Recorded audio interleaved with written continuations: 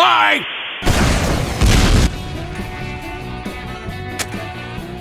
You failed! Oh, merde.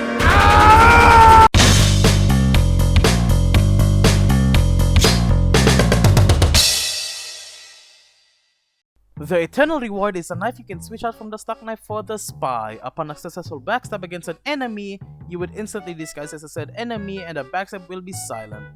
Basically, no painful scream from the enemy. Now this may sound overpowered, but the red text makes other spies drive away from this knife. Plus 33 cloak drain rate, and the fact that you can't disguise yourself without having full cloak meter. This would probably not be a big deal, but the fact you have to use your whole cloak meter to disguise is actually pretty insane. Okay, picture this. You are behind enemy lines and you are cloaking without any disguise because you forgot. Would you pick A, uncloak and try to get a backstab, or B, uncloak near an ammo box to get your cloak meter back? The answer doesn't matter anyways, because you'll most likely end up dying in both options. That is the main reason why the Eternal Reward drives away spy mains, because this red text is a huge deal breaker. And other spies tend to prefer the other knives because of the stats, like the kunai, which upon backstabs lets you steal other players' health, and the big Urna, which upon a successful kill with it grants you speed. While the Eternal Reward just gives you a flashy skin rag for its ability. But the ability is not a bad thing. Like, look at this clip. The scout was asking for heals from me because he didn't know that I killed his medic a few seconds ago, and now boom, he did. If you are good at acting out the disguise, it goes to show that disguises are actually a pretty good kit to use. If that sounded too hard to understand, I get it. It sounds more complicated than it needed to be. It basically boils down to good acting equals more kills. Here's a clip of me acting as an enemy spy even when I'm not disguised, and come on, just look at what happens. The Heavy, there's something behind you. Can you look at it real quick? Alright, thanks Heavy. And here's another one because I don't feel like wasting such a good clip. So, how should you use the Eternal Reward optimally? Well, let's go for chain stabs because the amount of backstabs you can get with this is actually a lot. I mean, yeah, the other knives can do that, but they don't rapidly disguise you back, so after the first backstab, they tend to immediately die.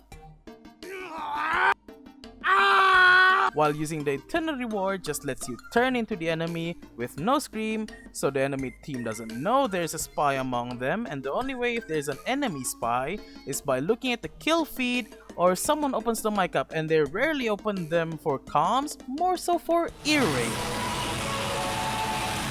In my experiences, the Eternal Reward pairs really well with the stock Invis Watch because at least you're able to go behind any lines quicker than the Cloak and Dagger. You can also negate the downside of the Eternal Reward just by disguising inside spawn because your cloak meter won't be used up in there. But it does pair really well with the Dead Ringer. Yes, I know, the Dead Ringer is basically a dead meme by now where it is mocked to death, but it really does pair with the Eternal Reward very well because it gives you a guaranteed getaway when you backstab a person, even though you literally have a knife that doesn't make the enemy scream nor let the body linger on the floor, but I am getting ahead of myself. Look, the Dead Ringer pairs with it like bread and butter because 40% of the time, the backstab won't even register as a backstab even though it showed the animation when you can backstab because playing spy is pain. Using the Dead Ringer is a viable option with the Eternal Reward, but honestly, that feels redundant since the Eternal Reward instantaneously disguises you as the person you just killed. So that's why I feel like it pairs really well with the stock Invis because there's much more options to do with it. If it sounds like I am biased against the Dead Ringer, I am, because I like fun and using or fighting against the Dead Ringer doesn't sound like fun to me. The Eternal Reward is also actually pretty decent against the other knives because of it not having a red text that lowers down your HP, except the Spicicle and Stock, but we are not talking about those. The 125 HP points actually save you from a lot of damage dealing weapons, so you have a bit more chance of surviving before a backstab more than the other knives. Except the Spicicle and Stock. And honestly, I feel like it pairs better with the Latranger because it extends the duration of the cloak longer, so it's really easy to get behind enemy lines. And hey, if you're out of cloak, you can just shoot an enemy 5 to 6 times and your cloak will be filled by then. But you would probably be dead, so yeah.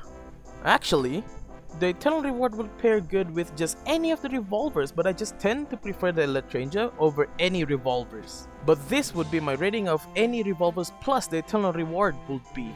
The Eternal Reward plus the Ambassador is a mid combo because first of all, you already are playing a class that needs to use their knife to be effective, and second of all, the Diamondback is just way better to combo with the Eternal Reward because you can chain stab with the Eternal Reward and each backstab kill you get will add a guaranteed crit to the Diamondback, and since the Diamondback crit doesn't need to be a headshot, you could basically break the game by chaining your stabs and getting 3+ crits on the revolver.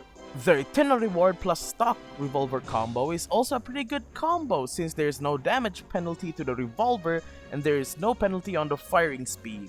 But whatever you do not use the Enforcer. Even though the stats on the Enforcer sounds good, it doesn't even work most of the time because it's bugged from an update a few years ago and it hasn't been fixed since then because Valve, or should I say Gaben, left us and we just kept giving them money for those unboxing videos.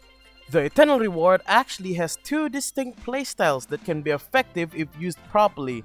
The Chain Stabs playstyle and the Play for Peaks playstyle. The first playstyle is effective as in for stopping enemy pushes in a heartbeat, but dying in the process of helping your teammates. While the second playstyle is effective as in for taking out the enemy team one by one, essentially becoming a hitman and muffling every little grunt and disguising as the enemy to infiltrate the enemy team to take them out from the inside to ensure victory for the team.